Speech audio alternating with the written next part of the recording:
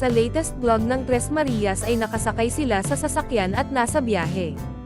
Kinamusta ni Ma'am Nida si Nanito kung nakatulog ba ito sa bayan at ilang beses na ito nakarating sa lugar.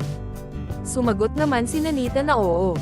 Sinasabi din ni Ma'am Nida na ang Tres Marias ay nadagdagan ng isa, nabanggit din niya na nakarating sila sa kanilang bayan at tinuro ang paaralan. Dagdag pa ni Ma'am Nida na nasa probinsya na sila at ang sarap ng hangin sa paligid. Biniro din niya si Russell na nasa Davao na sila, ganon din si Nanita. Tinanong siya ni Ma'am Nida kung pupunta ba sila sa bahay nila Nanita. Makikita sa video malakas nga ang hangin sa paligid. Sinabi din ni Ma'am Nida na may dagat sa kabilang side ng kalsadang dinadaanan, dagdag pa niya ay nakarating na sila sa kanilang bukid kasama ang Tres Marias plus one. Ipinakita din ni Ma'am Nida sa video ang natano na bundok sabay sabing yun na daw ang bundok nila. Habang papalapit sila sa bundok ay ipinakita ni Ma'am ang kulay berdeng kapaligiran sa gilid ng kalsadang dinadaanan nila.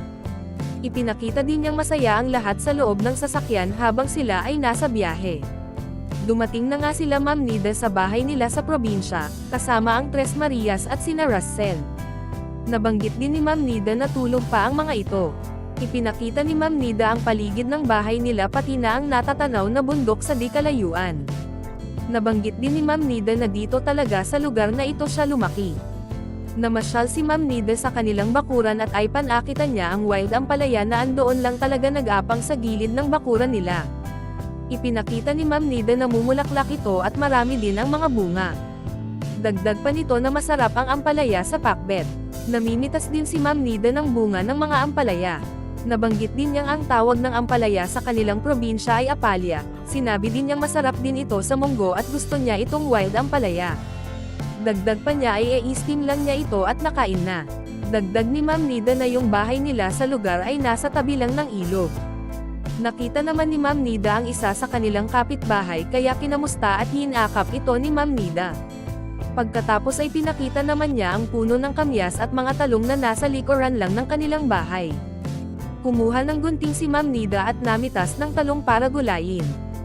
Ayon pa sa kanya na kulay green ang tinanim nilang talong at nasa unahan pa ang mga kulay violet. Natawa naman si Ma'am Nida dahil may madaming bunga ang mga pananim niya. Sobrang sarap prito at ang paboritong luto ni Sir Paul sa talong ay yung ilalaga lang tapos isasawsaw sa bagoong. Pinitas rin ni Ma'am Nida ang mga talong nila na kulay violet. Pinakita naman ni Ma'am Nida ang puno ng sampalok at sinabing hilig nilang magkakapatid na umakyat dati dito. Meron naman silang maraming saluyot at puno ng balimbing. Pinakita naman ni Ma'am Nida ang mga nakuha niyang talong. Kaya yung nanay nila ay gustong-gusto makipag-uwi sa lugar dahil sa daming pananim. Pinakita ni Ma'am Nida ang nanay niya at sinabing kanina pa ito sa mga halaman.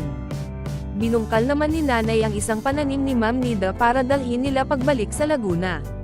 Pinakita ulit ni Ma'am Nida ang napitis niyang mga talong at nagbiro ito na kagabi lang niya ito tinanim. Maganda pala dito sa Mindoro dahil kahit ngayong gabi lang tinanim ay babunga na kinabukasan.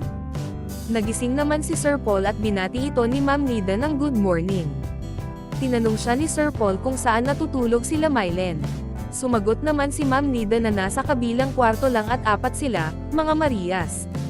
Walang tigil naman sa pagkokotkot si nanay, sabi pa ni Ma'am Nida na ganyan talaga gawain ito pag nakauwi.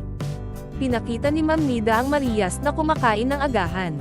Tinanong niya si Russell kung kumakain na ba ito ng hotdog. Sumagot naman si Russell na oo. Tinanong niya si Mylen kung nakatulog ba sila ng maayos. Sumagot si Mylen na hindi dahil naninibago siya sa lugar. Dagdag ni Ma'am Nida na wala kasing aircon at electric fan lang ang gamit nila. Siguro nainitan sila dahil anay na sila sa aircon doon sa Laguna. Tinanong naman niya si Russell at Nanito kung nakatulog lang ba sila ng maayos. Sumagot naman ang dalawa na oo.